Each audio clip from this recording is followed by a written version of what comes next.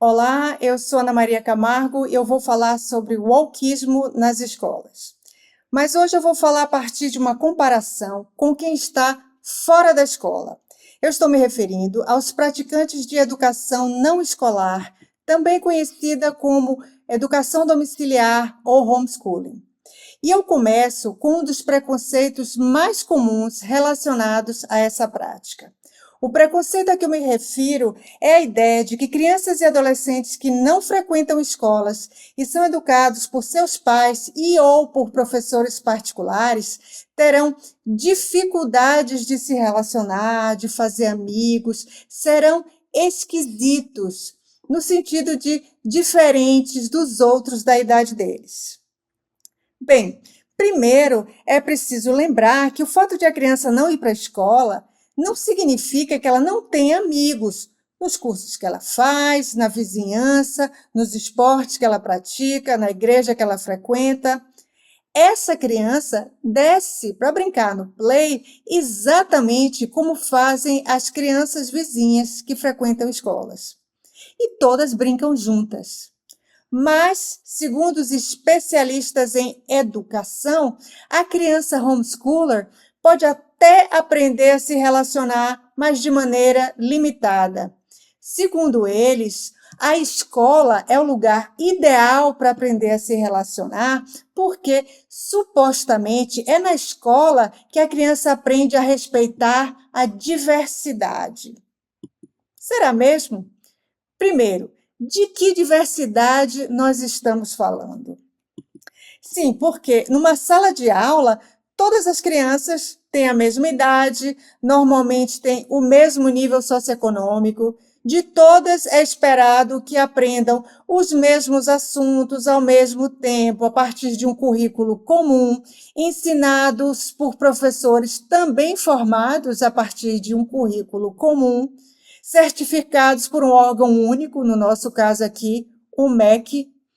Então, ainda que o professor desejasse desenvolver os talentos de cada aluno de maneira direcionada, ainda que ele quisesse deixar que cada aluno avançasse conforme o seu ritmo, não seria possível. Ele é um com 30 a 35 alunos que tem um currículo a cumprir dentro de um prazo determinado. Aliás, esta é justamente uma das razões alegadas por muitos pais educadores para tirar os filhos da escola. Eles querem permitir que seus filhos aprendam no seu ritmo, que se aprofundem nos assuntos do seu interesse e que desenvolvam a sua diversidade única. Bem, a socialização, no sentido de aprender as regras de civilidade que permitem que pessoas que não são amigas ou que nem mesmo se conhecem consigam se comportar de maneira socialmente adequada, é algo que deve ser ensinado em casa. Por exemplo, ser pontual, respeitar os mais velhos, dar passagem, abrir a porta para outra pessoa, esperar a vez para falar e, principalmente, cumprir a regra de ouro, tratar os outros como queremos ser tratados. A escola deve caber reforçar esses ensinamentos através do exemplo dos profissionais que trabalham lá e, no caso de alguns desses ensinamentos, como o de não ameaçar, não pegar as coisas dos colegas sem consentimento, não agredir os colegas ou os professores verbal ou fisicamente, e a escola deve estabelecer regras e punir consistentemente quem as descumpre. As escolas estão conseguindo fazer isso? Lamentavelmente, não. O nível de indisciplina é altíssimo, tanto no Fundamental 2 quanto no ensino médio. Para vocês terem ideia, o professor perde cerca de um quarto do tempo da aula tentando ser ouvido. Sem falar em casos de agressão, violência mesmo, entre alunos e, às vezes, dos alunos contra os professores. Pode-se argumentar, com alguma razão, que muitos pais têm falhado em ensinar os filhos a se comportar, mas os gestores das escolas, ou mesmo o sistema escolar como um todo, estão falhando em impor regras. O que é indiscutível é que, nesse quesito, a escola está longe de ser o lugar ideal onde se aprende a socialização ou o estabelecimento de relações saudáveis. E digo mais, graças ao wokeismo, a tendência é piorar, porque a estratégia que vem sendo proposta é a da justiça restaurativa. No lugar de punir o aluno agressor, fazem rodas de conversa, aconselhamento e fica tudo por isso mesmo. E aí você pode até pensar, mas diversidade de opiniões, de perspectivas, também é uma coisa importante, né, de aprender. As crianças, os adolescentes, eles precisam aprender a interagir com pessoas de quem discordam, sem entrar em conflitos desnecessários e, ao mesmo tempo, manter os seus próprios limites pessoais. Ou seja, eles precisam aprender a divergir de forma educada e respeitosa, sem sacrificar as suas próprias necessidades e sem abandonar os valores que eles aprenderam em casa. Então eu te pergunto, é isso que as escolas estão ensinando? O que significa diverso para os woke? Quem pensa diferente? Claro que não. Diverso é quem pertence a pelo menos um grupo oprimido, de acordo com sua raça ou etnia, de acordo com seu sexo, sua sexualidade, até seu percentual de gordura. Então, uma pessoa branca do sexo masculino que se vê como homem, ou seja, que é cisgênero, hétero, não obeso, essa pessoa nunca vai ser diversa, por mais que as suas ideias sejam extravagantes ou mesmo geniais. Já se a pessoa é negra, ou indígena, ou mulher, ou trans, homossexual, obesa, ela pode ser diversa. Pode ser, mas não necessariamente é. Porque o outro pré-requisito para ser considerado diverso é o de sempre, em todas as suas relações, em tudo que ela faz, essa pessoa tem que se posicionar claramente contra os chamados valores hegemônicos relativos à sua identidade. Por exemplo, não basta o cara ser gay. Se ele for gay, mas se ele viver a vida dele como qualquer cidadão, sem colocar a sua homossexualidade como o destaque da sua pessoa, sem exigir ser tratado de forma especial por ser gay, para os woke, ele não é diverso, ele não conta. Outro exemplo, mulher. A gente ouve com frequência que é preciso aumentar a representatividade das mulheres no Congresso Nacional. Mas, quando mulheres conservadoras são eleitas, elas não contam, porque elas não vão ficar se queixando do sistema patriarcal. Logo, elas não são diversas. Só mais um exemplo. Thomas Sowell, um dos maiores intelectuais vivos do mundo. Embora ele seja negro, ele não é diverso e os woke têm verdadeiro horror a ele, porque ele é conservador e ele destrói todas as falácias woke.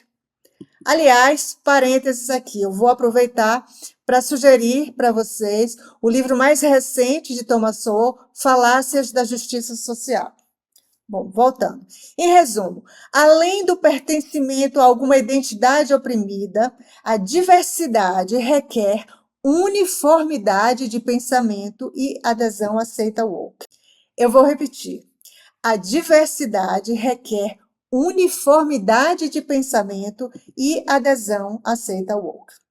Então, voltando ao nosso ponto, a ideia de que a escola é o lugar ideal para aprender a socializar com pessoas diversas, que sempre foi uma ideia tola, com o wokeismo é simplesmente absurda.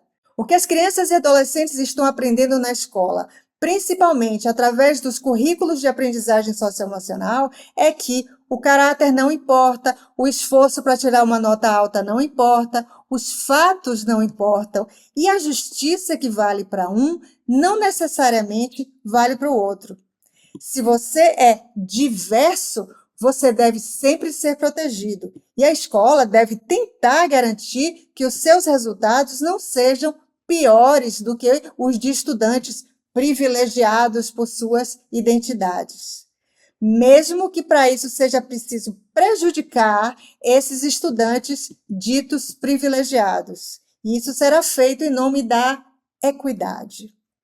E uma das consequências disso tem sido a crescente tirania de crianças e adolescentes diversos nas suas relações com os colegas. A socialização que eles estão aprendendo na escola, com frequência cada vez maior, é que qualquer coisa que eles fizerem é aceitável porque eles estão apenas retomando os direitos que supostamente a sociedade lhes negou. Outra consequência gravíssima é o crescente número de adolescentes brancos, principalmente meninos, se identificando como trans, porque aí eles conseguem ser vistos como especiais e tratados com algum respeito. E até se você se interessa, gostaria de saber um pouco sobre como agem os predadores ativistas travestidos de professores nesse processo de aliciamento para a seita woke, para que crianças e jovens se sintam valorizados. Tem um vídeo meu sobre isso aqui no canal do Estúdio Quinto Elemento. O título é Como Funciona a Doutrinação nas Escolas. Se você se interessa, não deixe de assistir. Enfim, voltando aqui. Em vez de ensinar os nossos filhos a se relacionar bem uns com os outros, o foco das escolas está em ensinar aqueles que são classificados como opressores a não se aceitarem, a se sentirem culpados por quaisquer dificuldades dos colegas classificados como oprimidos. Já esses oprimidos são ensinados a achar que jamais conseguirão crescer por mérito próprio e que o sistema que supostamente favorece o colega opressor precisa ser destruído. Os estudantes são socializados na escola a aceitar isso como normal. O resultado? Crianças e jovens ansiosos, agressivos, egoístas, violentos, desrespeitosos, rudes, narcisistas. E os críticos do homeschooling ainda têm a cara de pau de dizer que criança educada fora da escola é que é esquisita e tem dificuldade de relacionamento. Bem, eu vou deixar o link para um artigo meu sobre essa e outras falácias contra o homeschooling, com links para estudos sobre os efeitos do homeschooling na vida dos seus praticantes, inclusive no que se refere à capacidade deles de se relacionar de forma saudável e produtiva. E eu já adianto que de esquisitos eles não têm nada. Até a próxima.